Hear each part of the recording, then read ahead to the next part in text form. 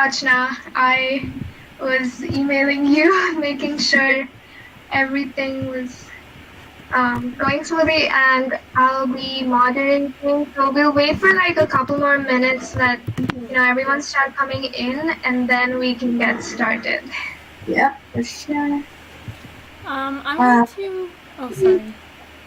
Sorry, what were you gonna say? I'm going to share my screen to put up like a sign-in code so that when students come in, they can sign in. Sure.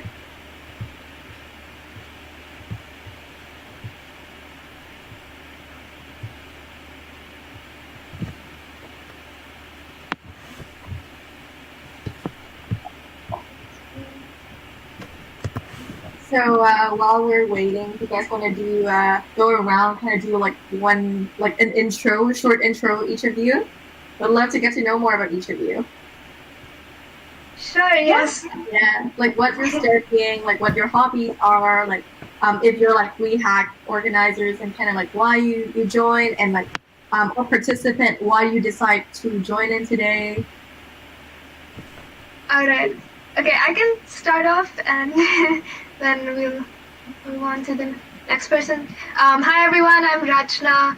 I'm studying computer science at UTD. I'm a sophomore. I'm also a WEHack experience coordinator, so I'm helping out with that. My hobbies are playing guitar, doing yoga, and going out on hikes, and I'm a very outdoorsy person, so just going out hiking, finding new trails, and all of that every weekend. Wow, I love that. Yay. How about Maha? Hi. I'm Maha. I'm the WEHack experience lead. I am a junior studying electrical engineering. And some of my interests besides like STEM are I really like singing, and I enjoy fashion a lot. I just joined fashion club at UTD, so that's been pretty cool. That's amazing. It's weird, but it's cool. No, I totally feel you. I totally thought when I was in high school I would want to be a fashion designer. But yeah, that didn't happen. Or maybe it hasn't happened yet. We'll see. Yeah, okay, how about the next volunteer? Anyone want to go? Yeah, I'll go next. My name is Maida. I am also a junior. I'm a computer science major at UT Dallas, and I am actually one of the co-founders of WEHack. And yeah, it's been really interesting. I never expected it to be this big so far. Elisa, who just joined, is the other co-founder of WEHack. But this is just like an idea that I mentioned to Elisa, and like I never expected it to actually come to life. So that's been really cool. Besides that, I'm also really active in Society of Women Engineers. So I'm currently president of that section at UT Dallas. But in general, I just love being active in like some of the organizations at UT Dallas. And also my favorite color is teal. So if I was in college, you would see everything teal around me. But yeah, that's just a little bit about myself. Love that. Yeah, amazing that you like everything kind of start with an idea, right? And then like it kind of branch out to something much bigger. And I'm sure this is going to be like amazing as time goes on too. Yeah, anyone want to go next before we dive into the presentation? I can go real quick. So, hi everyone, my name is Ayushi. Most of them already know me, and I'm a major.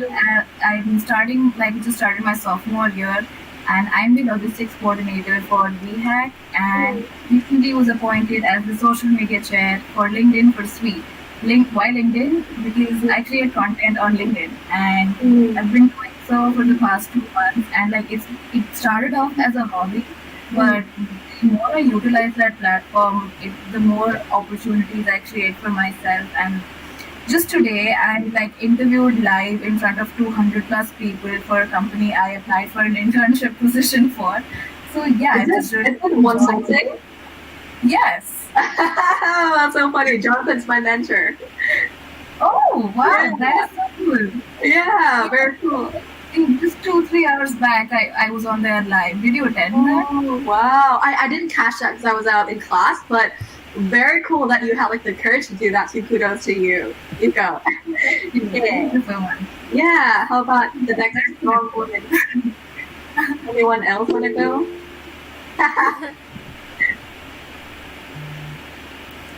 Anyone else want to go, or should we dive into the presentation?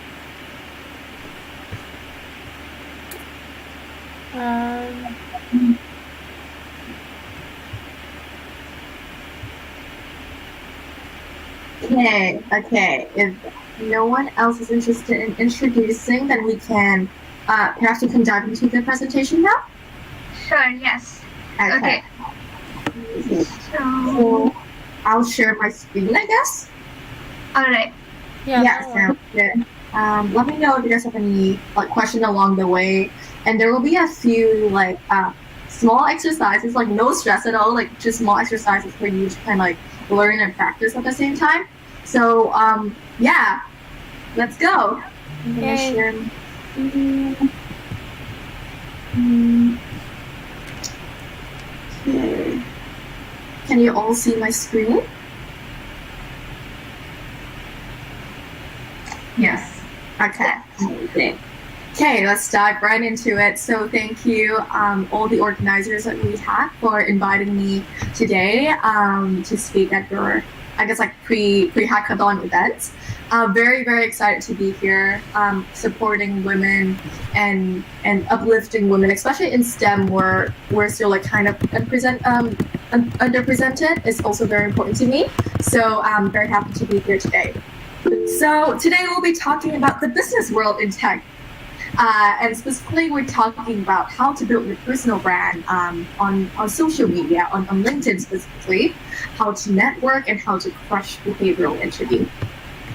So a bit about my background. My name is Sang, like the past tense of Sing, and I'm from Vietnam originally. I lived there for like 18 years before I went to uni in University of British Columbia in Canada. Currently, I am fourth year marketing and business analytics major, and yeah. So my work experience have been like pretty much focused in the tech industry, more so in like the business side. And Sorry to interrupt you, but your presentation is okay. Now it's loaded. Before we were not able to see it. Sorry to interrupt, but please go ahead. Wait, back to the blank screen again. oh, wait, so you can't see it if I put like full screen? No. Okay, now we can. Okay, that's really weird. Okay.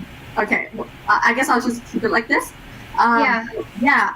So my work experience has been mostly in the tech industry, but I have worked in a variety of tech fields, from IoT to cybersecurity to fintech and educational tech. So my first internship, which is like really my first intro to tech, was in product management at this company called ZalloPay. And what it is was essentially an e-wallet app that you can pay bills and transfer money to your friends. My second internship was in brand marketing at Cisco, specifically for their cloud security team. I've also volunteered with LinkedIn Learning Team as their senior ambassador to drive adoption for LinkedIn Learning within my university. And this summer, I interned at Ecobee, which is a smart home and IoT company that produce smart thermostat and smart sensor, that kind of thing. And I work in product marketing, mainly focusing on producing business strategies and kind of like identifying new revenue opportunities and saving costs. At the same time this summer, given that we were all like working virtually, I had a bit more time on my hand. So I also volunteered for Jupiter, which is a San Francisco-based startup hatched from Y Combinator last year. And then they do AI-powered grocery delivery. So there, I mostly help on the growth side with customer acquisition, social media, and influencer marketing. So I guess like as you can see here, my experiences mostly hinges like on the strategy, marketing, and product management side, which is probably very different from what you guys like study here at school. Most of you seem to be in like computer science. But regardless, I hope to be here to kind of like bring in that different perspective on a more like businessy side, so that you can really hone your like soft skill and go out there in the workforce with a personal brand. So we all know that as a student, your to-do list is quite overwhelming. You need to get good grades, you need to join clubs, but you also need to have a life, right? And also sleep. But knowing where to start really is half the battle. So today we will be covering 3 main topics. First, we'll be talking about how to create and manage your personal brand. Then we'll talk about how to network, especially in this virtual world, and how to conduct behavioral interview. So now I have a question for you all. Why is your personal brand important? Can anyone just like unmute their mic and say the answer? Any of you? I think it's important so you kind of like stand out, and also like for yourself, so you know like you have a sense of self. Absolutely. That's definitely like one of the points. Any other comments? Okay. Oh yeah. Yeah, I had one thing to add. Like when you have a personal brand, especially in this virtual world, when you have something that people can refer to online, it just enhances your credibility. And Yeah. when you go over to your profile, especially on LinkedIn, they know what you're doing, what you're working on. So it's just a great way to showcase your personality outside of, say, a resume or something very specific. Absolutely. That's absolutely spot on. There's this quote that I really like from Maya Angelou. I've learned that people will forget what you said, people will forget what you did, but people will never forget how you make them feel. And I think that's absolutely on point with your brand, right? Your brand is essentially, these like few keywords that people think about you. When they think of like, when they see your name, they see your picture and the feelings that you give them. And again, like to echo what you said, it's very much about building that credibility and kind of like, again, having a sense of self, knowing exactly who you are. And with that in mind, you can also really go into the workforce and know very clearly kind of what company aligns with my values, with my vision, and with my personal brand. So something that I like to use to describe, I guess, like the power of personal brand is obviously like we all use social media to build our personal brand, but obviously also social media kind of differ from based on their audience and demographic and the way we use it. So say you have a donut. If it's on Instagram, you probably showcase a cool photo of your donut and just showing everyone that you've done this. If it's say Pinterest, which is more like an inspirational platform, then you will seek for ways to make a donut. But what about LinkedIn? LinkedIn is unique in the sense that it allows you to really like story tell, and it also acts as your portfolio. You can really from there like you can build up this aspiration, like who you want to be in the future, who you are now with your current work experience, and also you can gather your supporter there to show you, to show others that this person is very competent and can do what they say that they can't do. And that's why LinkedIn is especially powerful in terms of launching your career and building your personal brand. So now I'll go quickly through LinkedIn optimization. Did you know that 75% of hiring managers look at profile to learn more about the candidate? And this is not strictly just your work experience, but also kind of how you what are your hobbies, like what are your interests you showcase out there in your personality. And 9 out of 10 company recruiters also use LinkedIn. So should you. So now, in order to construct a powerful and memorable LinkedIn profile, I'll go through each section of LinkedIn, and then we'll kind of like form some formula around that to really build your brand.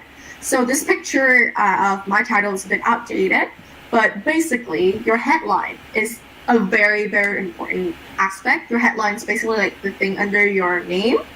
And generally the formula here is either the job title at a company plus the keywords you want people to remember about yourself. And also the zing. So like the zing here means that something that would make people remember about you. It could be, say, like you are a entrepreneurship enthusiast, and then you might have some very interesting hobby around, say, I don't know, music or something. Then I think that would be very interesting to also put into your headline and really differentiate yourself. So to do this, like, you really kind of need to reflect back into yourself and your qualities. What are some qualities that you possess, and how does that differentiate yourself from other people? But if you are not sure, I would also suggest doing personality tests such as like MBTI, StrengthsFinder, ECR, to really figure out in a more, I guess, a clinical way to go about figuring out your strength. But besides that, you can also just ask your friends and family to describe you in 3 words. And most of the time, it will be pretty accurate. Then then comes the summary, which is basically the elevator pitch of your story. And here you want to keep it not way too long, but it should be a story. You should have a hook at the beginning to really capture the audience attention and keep a consistent theme throughout. So say if you are a technology enthusiast, maybe you have some, school project from when you were younger that you want to like showcase here to really have that build up of why you are interested in technology now. And then also show your passion and also experience a bit here, and also a bit of personality. And this can really be shown through the way you write, the word choice. And I would also really suggest attaching work samples or your portfolio. Or in your case, if you are a computer science student, attaching your GitHub would be very useful. And this is the more, I guess, apparent part, education. And I'm sure we all put our school in the education section. But the fun fact here, and I got this directly from the LinkedIn team because I worked with them for a bit, the fact that people with education in their profile actually get 10 more views on average. So yeah, at your school, at your major, and add in any clubs that you have experienced during your university life, they do matter, not just work experience. And of course, there comes photo, which is basically where you make your first impression. And again, here, profile with photo gets 21 times more views on average. And the shot generally should be you alone from the shoulder up, looking friendly and, with a neutral background. And a fun tip I've heard is that if you tilt kind of like sideways, it would make you look a bit more attractive. So maybe that's a tip you also want to use. And of course, the most important part is your experience. Obviously, people go on your LinkedIn to see what you have accomplished and how you can fit into their team. So list out your internship, even your summer job and part-time job. However, I would suggest when you have accumulated enough, experience in the workplace, I would kind of deprioritize more, like seasonal jobs, such as like lifeguard or, barista, that kind of thing. They wouldn't be as important for employers to look at. So here, describe what you accomplished. You can write down specific bullet points, just like your resume. I personally like to do that. Or some people just like to keep it one sentence or blank, and that's also fine. And I would also suggest attaching work samples here, or any certifications or accomplishment that you have. And again, volunteer experience counts, so include that. And another important part is you want to show people you are capable, right? And you show that by having endorsement by other people, and also recommendation, which we will eventually get to. So again, you can list out multiple skill, but there's only the top 3 that you can people can see highlighted in your profile immediately. So I would really think about how you want to approach the role, your dream job. Like say if it's a software development role where the main like language you use is C++ or like Python, then I would probably put those skills on top. But again, this is something that kind of like you accumulate an endorsement over time. So it should be like a central skill set that you always want to highlight, such as like teamwork or like leadership also. And last but not least, recommendation. You can go about this quite every way possible. You can ask your manager, your advisor, your mentor, or even your team member.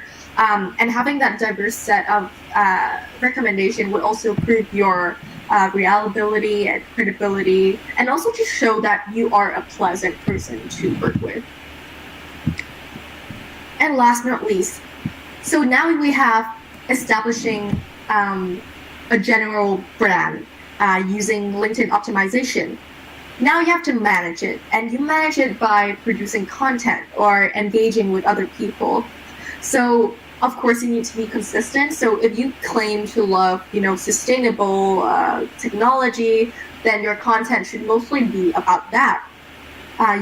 You can also share your achievement, but don't forget to also share their learnings. I know that LinkedIn sometimes can be quite an intimidating place because what you see is just like highlight reels of other people's life, right? You don't necessarily know about all the struggles they have to get there.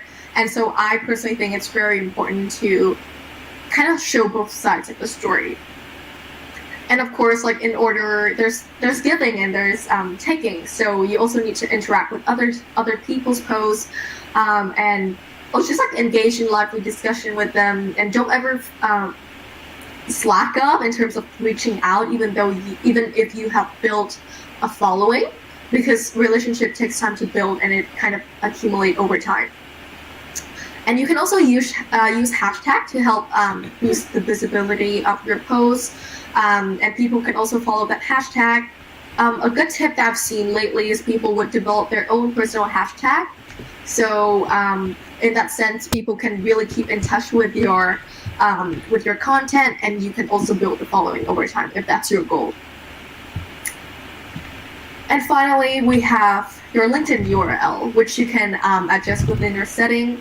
Basically, just don't have a bunch of random characters in your link, and just kind of personalize it to your name, for example, would be a good way to make it memorable. And also make sure your profile is public so people can see your picture. So TLDR, make sure to fill out everything, endorse people to get endorsed, ask for recommendations, be active, be consistent, and be easy to find. Now we'll move over to networking. So what does networking look like nowadays in the virtual world? I guess we all have the same answers, probably through like Zoom, through Google Meet, or just simply reaching out to each other on LinkedIn. So obviously when we go about finding a job, there's a lot of ways you can just like apply to the portal and kind of fall into that black hole, or you can get a referral. 85% of jobs get filled through employee referrals. Why? This is because it basically streamlined the process for the human resources team, right? They don't have to screen through thousands and thousands of resumes to kind of decide on that one person. But also having a referral would help boost your credibility. So you can totally start mapping out your future using the alumni tool, and this is a super useful tool, and you can basically just go into the LinkedIn page of your school, and then they would have breakdown of, say, like where the alumni live, where they work, what they do, and you can have a warm connection by just reaching out with alumni in your school. I would also try to connect to people you know already, either through like a first degree connection or a second connection. Either ways, like warm connection is always easier because again people have some familiarity with the person who's referring you, or just simply have some more credibility. Also, don't ever forget to personalize your invite so people remember who you are and what's your purpose of reaching out to them. I personally don't really accept any invite requests that don't have a personalized note, because at the end of the day, you want your news feed to be filled with quality content and quality people. So make sure that you put in that tiny effort in the beginning so you can reap the rewards later on. And again, tap in your warm connection, alumni, friends, family, and basically in your personalized invite, you can talk about why they interest you. Like maybe there's a specific area of their work, or maybe even like their hobbies and interests that they list out. And you can just simply say like who you are, what you're studying, how you came across the profile, and what you're seeking to learn out of this. But cold invitations work too, and I have used this many times, especially as an international student from Vietnam who don't really have a network in Canada growing up here. Basically, you just it's quite easy and intuitive. You can just personalize your search by typing in the job title, the company, the location, as well as the connection. So make sure to press both first and second degree connection so you can expand your search as much as possible. And again, I can't stress this enough. Always personalize your invite. And when you ask for the chat, ask for about 30 minutes. I usually find 30 minutes is a good time. And another tips I have for you is map out your availability over the next 2 weeks in advance and send that in the subsequent message once they reply, so that they can really streamline. They don't have to kind of go back and forth and tell you, oh, this is my availability, and then you have to coordinate. If you don't have a response right away, I would follow up after about a week, enough to give them some time, but also not too rushing into anything. Now, on the fact of informational interview, or in other words, coffee chat itself, the logistic of it is quite simple actually, and I want to stress here that even though it's called like informational interview, I want everyone to kind of treat this experience as a conversation, right? You're talking with a human, and you're not just talking with someone for like an end goal, like a job. Remember that people want to feel like they're important, and people remember how you make them feel. So first of all, asked about their experience. So my first question usually is like, oh, can you tell me a bit more about your journey, like how you got here? So that will kind of give you a very comprehensive overview of their upbringing, maybe to how they kind of conquer challenges to rise to where they are. Then you can have another icebreaker question. I like to spend the next 2 on more like personal experience and finding the common ground between us, so we can break the ice even more and really build that rapport there. Then the next 2, I'd like to ask about the team dynamics or like the company itself, before diving into really deep and detailed question about their role, what they do, and whatnot. So obviously in today's world, you can't really like shake hands anymore, but of course, like again, like don't forget to ever like introduce yourself and kind of restate the goals of why you're here. Make sure that it's clear for them. And when this is all over, when you eventually kind of meet people in person for coffee chat, always offer to pay, because you're taking 30 minutes away from their day that they could probably use to do something much more productive, and it's most likely that their hourly pay is worth way more than the coffee that you buy them. So just be nice and be a good person, and for sure always offer to pay if in person. And if you schedule a time slot, a predetermined time slot like 30 minutes, if you ever go over it, remember to time check near the end, so that we make sure it's not overlapping with any other meetings and responsibilities, so it makes it more smooth for them, and also just showcase that you're a thoughtful person. And before you really wrap up the informational interview, always ask them to introduce you to more people in their organization that might be relevant to your job search. So say if you're having a coffee chat with the senior software developer, maybe he can also connect you to the recruiter for the role. And don't just reach out to simply manager. I also find reaching out to interns in the role that you aspire to have is also incredibly helpful, because it gives you kind of the scoop about the roles in a very personable way. And it's also most likely that they're kind of around your age range, so you can also have a bit more bond and rapport there. And always remember to then send thank you note, ideally within 24 hours, but within 3 days is generally acceptable. When you're going on this coffee chat, again, a few things to keep in mind is that relationships do take quite a bit of time to develop, so it's important for you to start early. So say if I am aiming for a product management role that will probably get released a year from now, then I would reach out at least a few months in advance, if not a year, to reach out to the manager in that team, the current intern on that team, and ask them to even connect me to the recruiter if possible, and kind of go on informational coffee chat then, so that over time you can really build that relationship.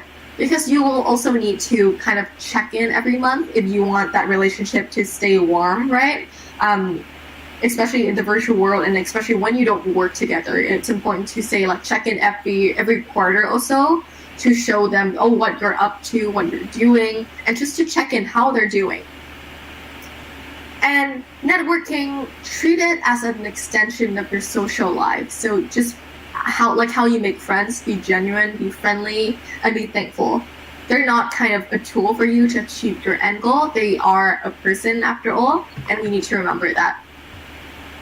While you're on the interview, it's good to prepare questions in advance for sure, but during the interview itself, many small questions will kind of pop up during the way. So it's important for you to listen actively, and in that sense, there's a lot of follow-up questions that can show that you're listening and you care about them and you care about the role. And based on that, ask follow-up questions. And again, don't ask for a job, seek for career advice. And when the opportunity comes, if you are, prepared enough, it will come organically. So, TLDR, networking is the best way to get the job, and you need to remember to be professional but also be human, because it's not a transaction. And again, you can always utilize your existing network for form connections, such as alumni and friends. And now we'll go over the more meaty part, behavioral interview. So what is behavioral interview? It's basically the company assessing who you are and how you behave. And it generally fits in these 4 buckets: your achievement, the culture fit, the experience beyond your resume, and your emotional intelligence. But first, knowledge is power. So in order to even reach this stage, you need to be in the know, right? So set up job alerts everywhere on LinkedIn, on Glassdoor, on the company that you aspire to work for, and set up job alerts there so they can email you every so often, and you can keep in touch with when the general timeline looks like. Also follow companies, follow influencers. Some of my favorite are obviously Jonathan Cavier, which is my mentor. Jerry Lee is also another great one. And also Jonathan Tesser is another good one to follow. But there's obviously many that I'm not talking about here. Beside that, you can also follow industry to stay on top of trends and news, which will come in very, very, very handy when you prepare questions to ask the interviewer after your interview. And here I'll talk briefly first about the power of the job description before I dive into interview techniques. So the job description is actually like a hidden gem, because here you can learn a bit about the company culture, mostly about the work you're doing. And if you go on LinkedIn also, and if the posting is also on LinkedIn, there's also connections that are suggested to you that are working at this company. So it's also a good way to get your foot in the door. So with job description, there's a huge potential for you to kind of develop your knowledge about the role and about the company, and even about the manager itself. Now I'll go into the interview technique, and again we'll touch on the job description in a bit and how to kind of analyze it. In terms of behavioral interview, at the end of the day, people, yes, they want to see your accomplishment, but they also want to see how you kind of persevere through that and your personality. So a general format that works really well is the STAR format. It's the situation for S, task, action, and result. So you want to start off your answer with by introducing the situation to the hiring manager and set the context. So for example, I don't know if you can see my example over here. I draft up, this is completely fictional by the way, but for example, if say I was the product manager for Gmail and my task was to improve the UI for that, then I would like spend like 1 or 2 sentences setting the tone. So I would be like, oh, during summer 2020, I was tasked to revamp the UI of Gmail and put in a bit of personality behind that. What you think about this task and what you think will happen next. So here an example I put is, I've always been a big fan of human-centered design, but haven't had much cross-functional collaboration experience, which motivate me to enhance the skill even more. You want to be humble, but you also want to showcase your expertise, right? And especially if this is a role where you are learning a lot, which we all are. We are just students and interns at the end of the day. We're here to learn. So it's important for you to show that they can train you and you are able to learn quickly and you're receptive to feedback. So after you set that kind of situation, you dive into the specific task that you need to do based on that situation that you have. So my example here was, over the next few weeks, I conducted market research where I interviewed 20 plus people and performed secondary research. Then I analyzed 200 plus data points using Excel. Here you want to combine subtly a number of like hard technical skills. So for example, like in your case, you probably like me coding, but in this case, I use Excel, for example. So that shows that you can, manipulate data and do data analytics. But also, it showed the soft skills here. Oh, I interview like 20 plus people. Interviewing or like market research, I guess, is considered more of the soft skill. So on the more qualitative aspect, you want to put like quantifiable result in where you can, which is why I put 20 plus people who I interview.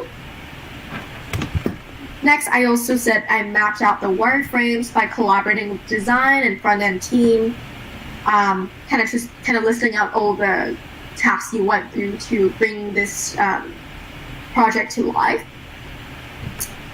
And then we move to action, which is you kind of explain what you did and how you did it. And here there are some overlaps between task and action. I do recognize that, but basically actions is just a bit more of the how, and task is more of the what.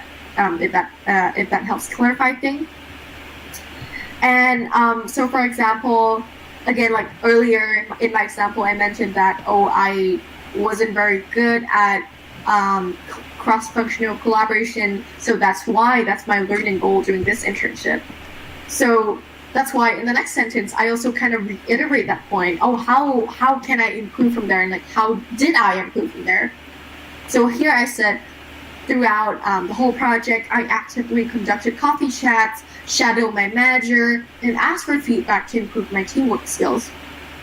Here it shows that you are aware of your weakness and are willing to learn, so always put that factor in your answer. And last but not least, the very important piece is results. So again, here you want to quantify it as much as possible. In this case, I said, after implementing the changes, I helped increase monthly active user by 5%. So notice how here the first sentence and the last sentence both talk about improving monthly active user. You want to first state the goal, right? Like the goal of the project, which is in this case is to improve monthly active user. And then at the end, you want to reiterate that how you accomplish that goal and how you kind of go about it with quantifiable result if possible. Then you want to add like a very short sentence, a very short snippet saying like just a reflection of the other project. So what you have learned and what you feel about it. So for instance, I said it taught me a lot about UI design and significantly improved my teamwork. So there's you could feel like there's a sense of gratefulness, thankfulness, and also a lot of new skills learned. So next we'll be going into the job description again. So now that we know the general format that we should go about with behavioral interview, you want to really tailor that to the job description. So here I put the a job description from Microsoft for a program manager role. And again, as I mentioned earlier, this is a gold mine for you to figure out what you need to talk about. So for instance, here they say a year or two of experience programming in C++, Java, or other a computer programming language. Building software outside of the classroom. Having experience in feature definition and design and feasibility, and even like communication skills and teamwork. So you know that those are the key skills that they're looking for. Based on these skills, create 3 interview questions that you think they will ask you, and you can have like reference here from anywhere from the internet. Glassdoor is a good example, or just Googling is definitely also a good choice, and also coffee chat. And I would create about 3 questions for each of these skills. And for each of your skills, I would also prepare 3 answers, each with a different experience. Why? Because sometimes questions kind of overlap with each other, and obviously when we do a project, you learn like a variety of skills, not just simply one skill. So that's why sometimes there will be overlap, and maybe you would like use example B already, and then you can't use it again. So in this sense, it can really help you kind of really prepare yourself to have an abundance of resources. And another tip I have here is actually to go on LinkedIn and search for people with similar roles. So like maybe past intern in this role, or even full-time people in this role, and hop on a call with them prior to the interview so that they can tell you exactly what the team does, what the manager is like, what the team dynamic is like. I have never not gotten an offer by talking with an existing person in the job. So it just really goes to show that if you do your prep, like your success will come eventually. And again, behavioral interview is easier to hack, I guess, in the sense that, there are pretty much like common questions that people just take from a central database.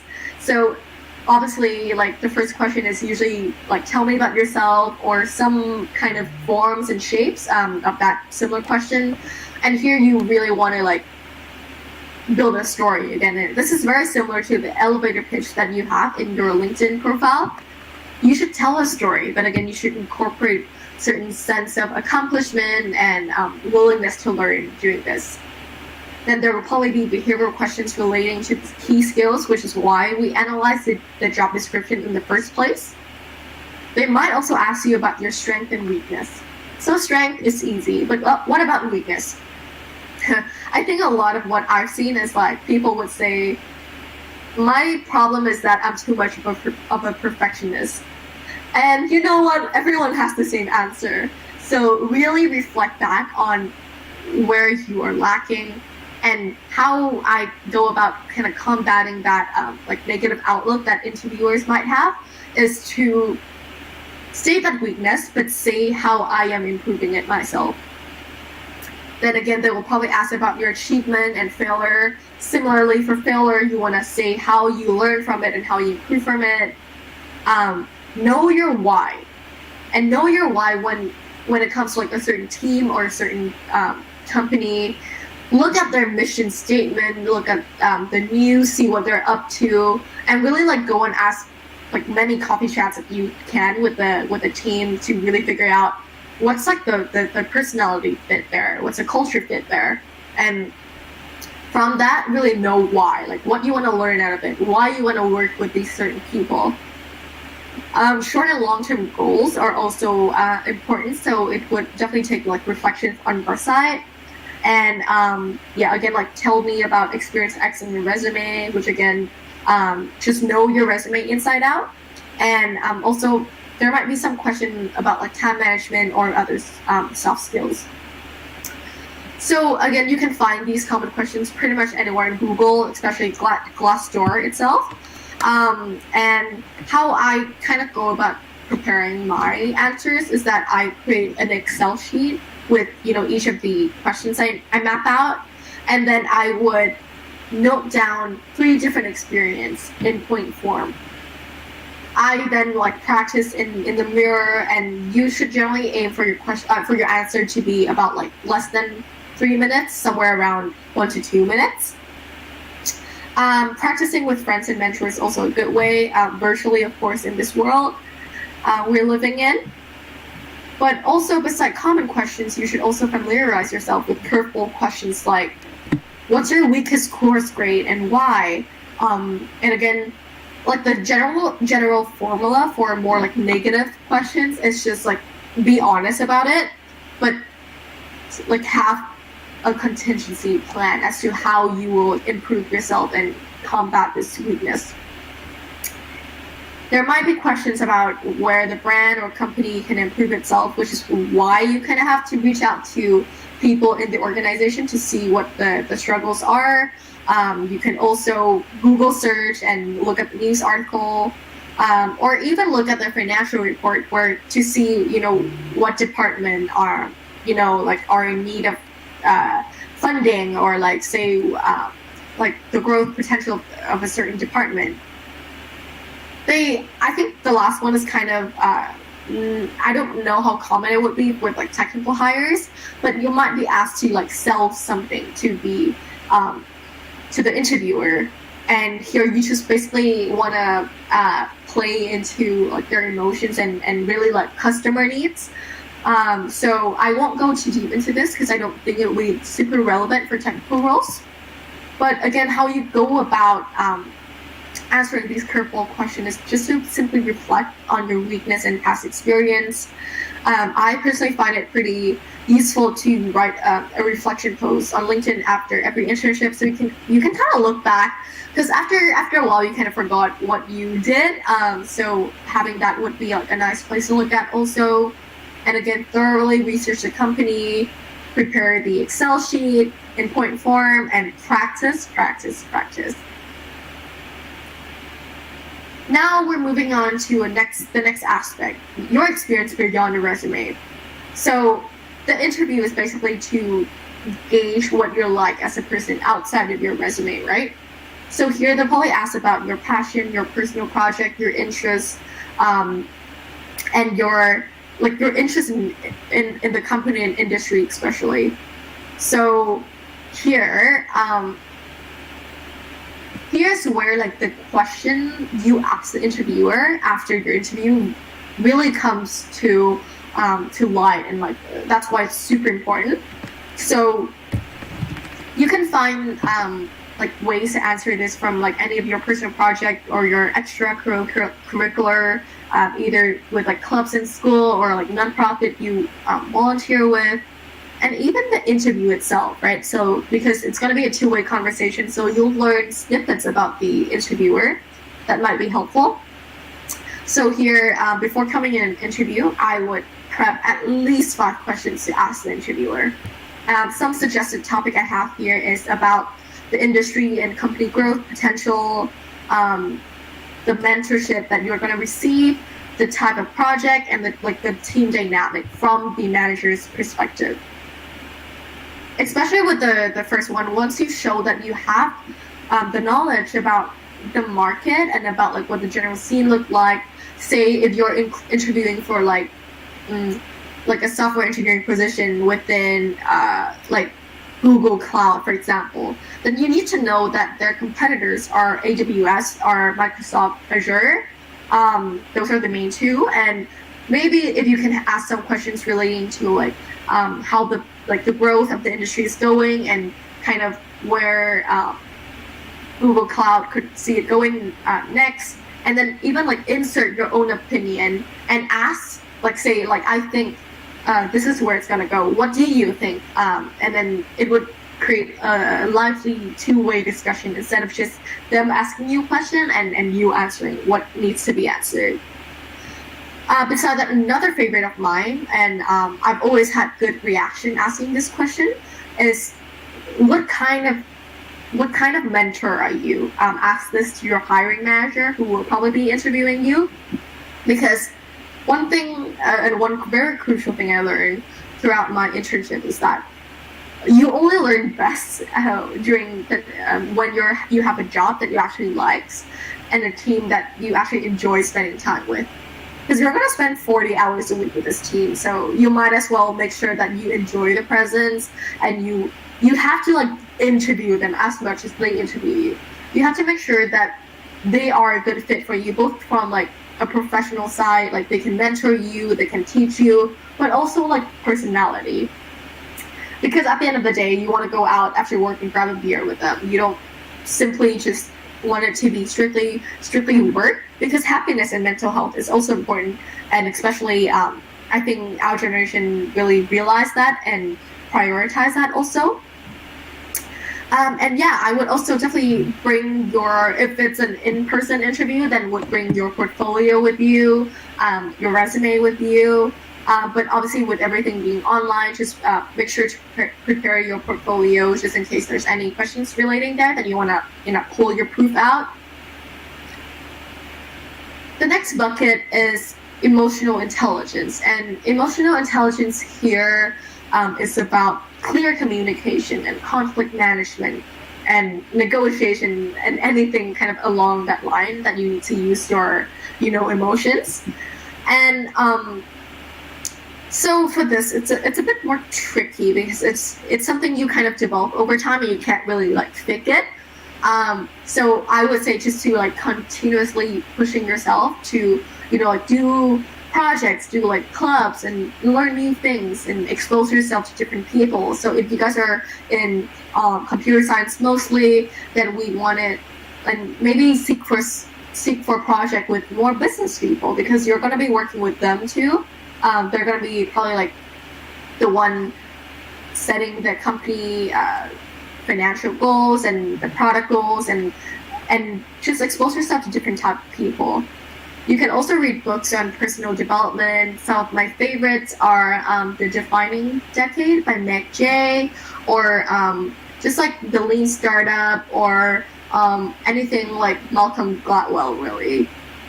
And beside that, you can also just keep up with the news and industry reports regarding on-demand interpersonal skills. So I know that LinkedIn every year kind of release this report on kind of like the most on-demand skills during the at the workforce during this time. So you can also check on that, and based on those, you find projects that fit the criteria and therefore hone your skill set.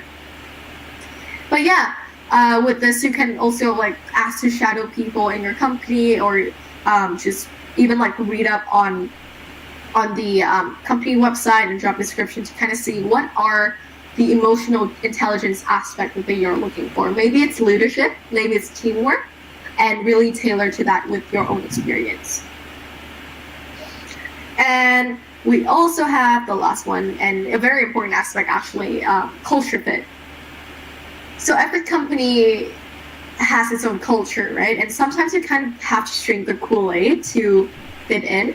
But something I really like to like remind everyone and myself too is that you should always prioritize your values, and then when the right company comes along, then it will just be a perfect fit. And then when you set aside all the things like brand name and like title, then you want to be inherently like happy with where you work and the people you work with too. So culture fit here could be anything like among these keywords like open, collaborative, growth mindset, innovative, etc. It could be anything. And it's usually pretty apparent if you look on the company website, especially if you look at their mission statement and kind of see where their aspirations lie. The job description will often have it too, and it can even be more apparent, and you can have the feel of it for yourself if you go and coffee chat with the hiring team and even other employees in the organization. Again, here you can also look at news articles and kind of financial report. Financial report is an interesting one because, say, I'm just giving an example that you're really into like sustainability and like eco-friendly. And if your company, say, invests a lot in oil and gas, for example, then then that wouldn't be like a culture fit for you in terms of your values, right? So that would be an interesting space for you to look at. But again, like reflect on this with your own hobbies and interests and personal projects, and again, be yourself. So that pretty much sums up my my presentation for this for this section. I do have a challenge for all of you here. To introduce yourself to one new person in this call. You can, if we have some time, we can do it right here. But if not, then add them on LinkedIn and set up a coffee chat with them. And I would also encourage you to post about your experience on LinkedIn itself. I know some of you already do produce content on LinkedIn, but also remember to tag WEHack UTD and myself and reflect on your learnings from this session and how you're going to apply that going forward. Thank you, and let me know if you have any questions.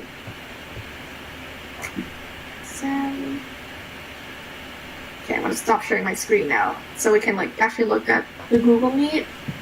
But yeah, that's about it. Thank you everyone for attending.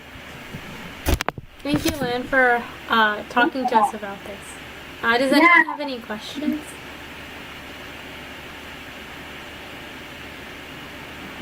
I don't have a question, but I do want to take on your challenge and I want to chat with you. Go hop on a coffee chat with you. Okay, we'll do that. Yeah, I will send you a request on LinkedIn and we can schedule that. Yes, And thank you so much. Like everything you mentioned, I was constantly like, yes. I'm glad. Amazing, yeah. Thank you so much for attending. I think you mentioned earlier that most of you here already know each other. But yeah, if you see any like new faces, don't be afraid to reach out. And I think you definitely learned that already too. But like just meeting new people will definitely like expose you to different perspective and help you practice your skills too. Yeah. Amazing. Okay, thank you, team. If there's no questions, then I guess we can conclude this session. I actually had a question. Yeah, let's go. I was just kind of wondering, how do you so I know like for me personally, like with like kind of what I am busy with and things like that, sometimes it takes like a little bit of it takes like some effort to like reach out to people and then to also like keep up connections, especially if I'm not like talking to the person regularly, like in school or in a project or something. So Yeah. how do you like balance between like, you know, making new connections and keeping past connections like alive? Yeah, it's a great question, and it's definitely something I think I struggle with too, and I think everyone does, especially as you kind of build your network over time, and you just have like way more people than you did before. I think for me, and I think that's why like the initial research is extremely important, because if you think about it, in like a friendship context, you only really keep in touch with people who you like, right? Whether like they're like, you know, have similar interests as you, or just like have, I guess, like the same energy or like value, or you just like vibe together. So that's why doing like my research, I really search for people that I think from their profile would be like someone I would like to talk to, like, you know, outside of work stuff. And you can get an even better sense of that during your coffee chat. Like, oh, do you actually want to talk to this person over time? And like you won't keep in touch with everyone over time, right? So identify these like key contacts that you want to keep in touch with over time, and really like, personally for me, what I find much more helpful is like I would add them on my personal social media, say like Instagram, for example, because that's usually where I think we're a bit more like active on, because it's about our personal life. So in that sense, you can kind of weave in that like professional and personal life when applicable, obviously.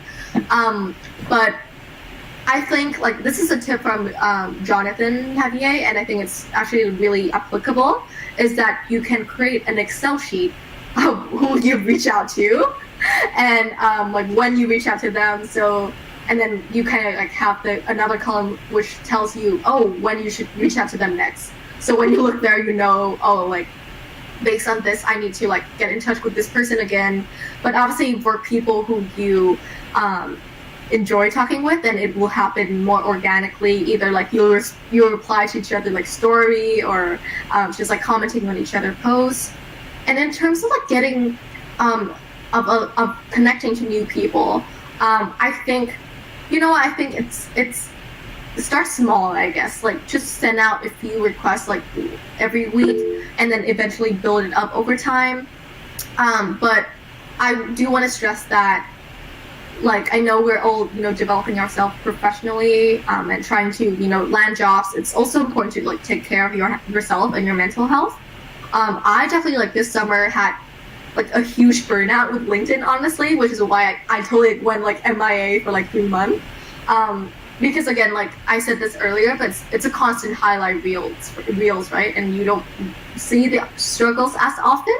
So do take time for yourself when you need to, but again, like start small and build organic relationship. Hope that helps.